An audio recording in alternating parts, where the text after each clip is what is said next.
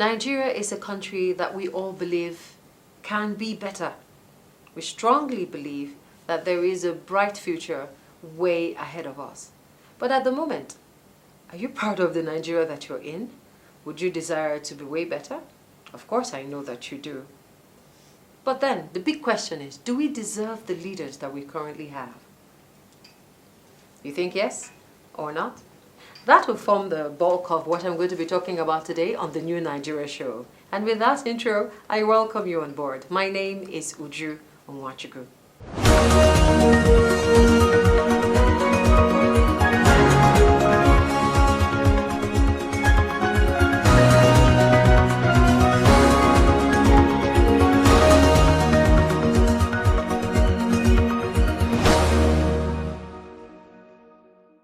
On the show today, we'll be talking about Nigerians and the leadership that we have. It has been described in some quarters as an abusive relationship or a toxic relationship. Do you really believe that you as a Nigerian deserve the kind of leadership that you're currently enjoying or enduring, as your case may be? I have with me in the studio a social psychologist. He is a management and communication consultant, an author. He's written about 11 books and counting, a researcher, behavioral scientist, and a political consultant, Dr. Law Mefor. Good day, sir. Thank you. Thank you for joining me. Thank you for hosting me. Thank you. Now, we're about to have a no-holds-barred conversation. We're about to have a truthful and jarring conversation. You can shoot from the hips. I'm okay. All right, so I'm asking what you think about that statement that Nigeria is in a toxic relationship with her leadership. Nigerians, rather. Yeah.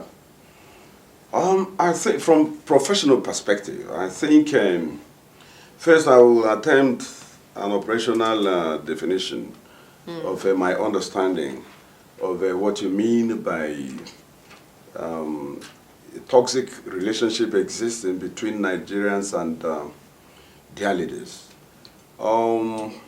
Their leadership in the country has been, successively toxic. It's not just what is happening at the moment. Yes.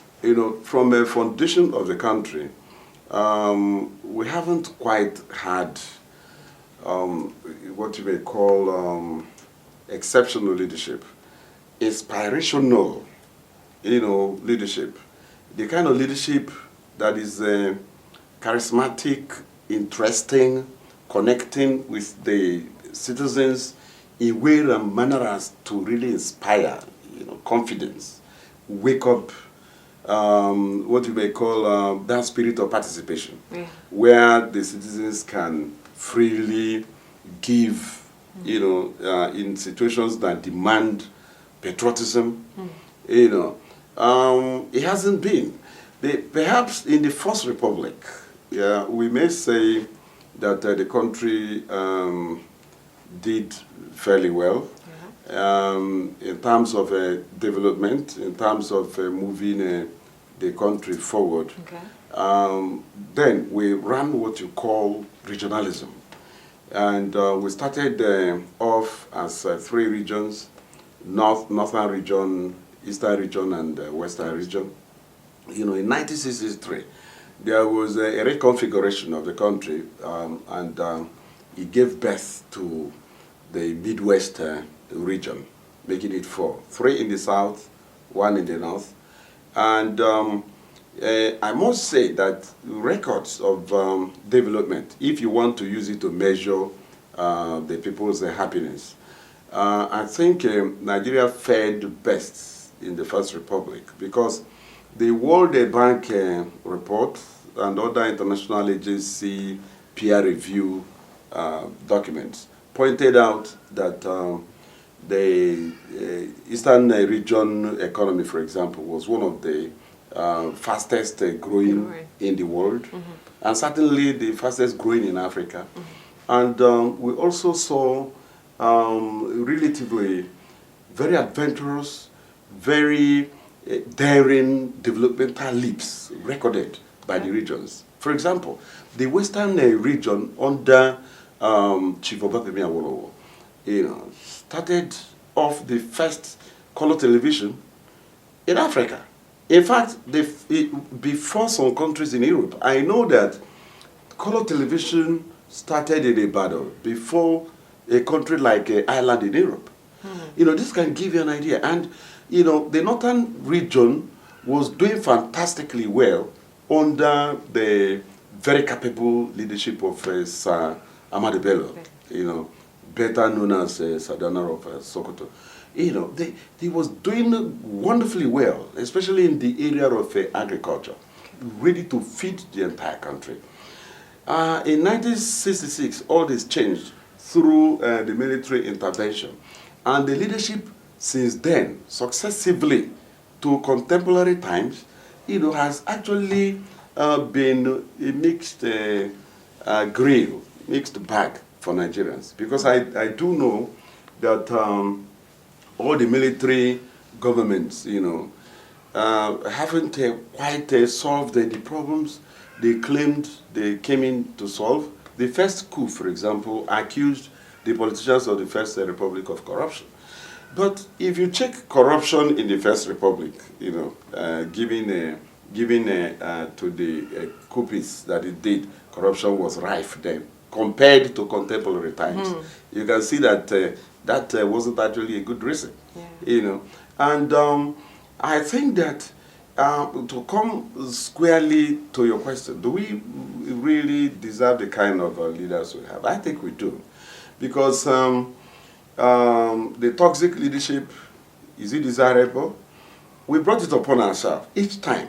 Even when you have military coup, you will see that there is always that invitation from the general populace clamoring for change.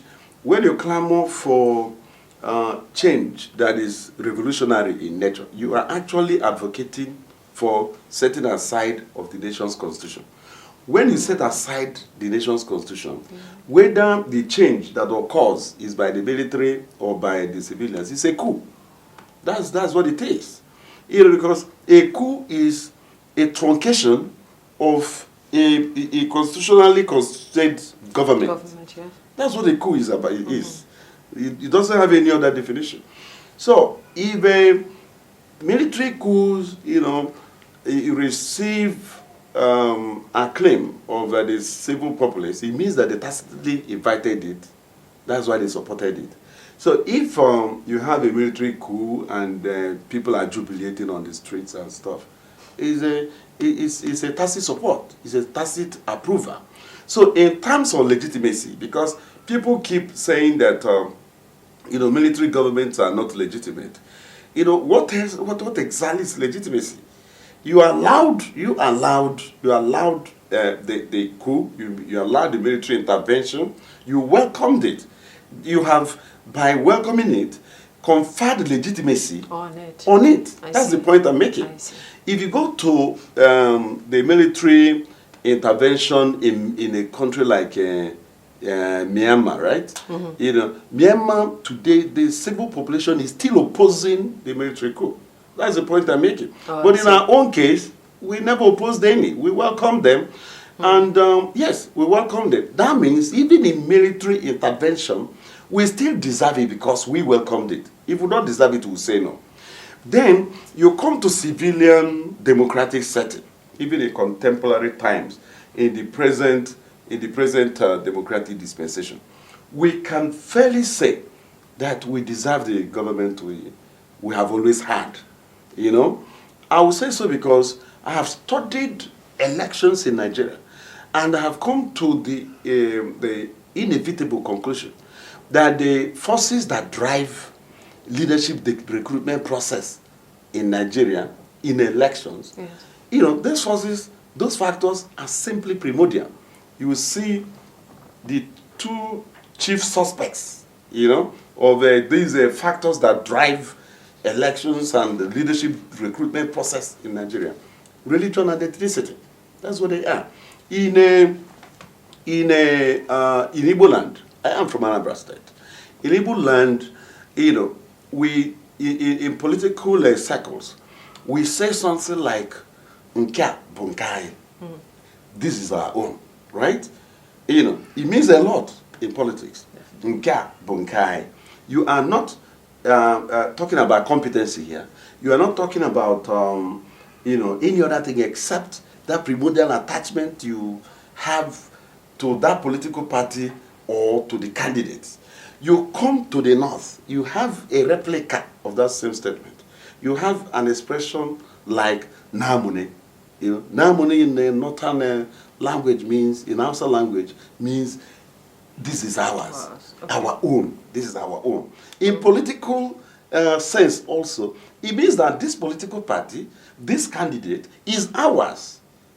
If you go to the West, it's the same thing. So that it's all means about that, Barabo. yeah. The point I'm trying to Yeah. I'm trying to underscore the fact that whoever is telling you that Nigerian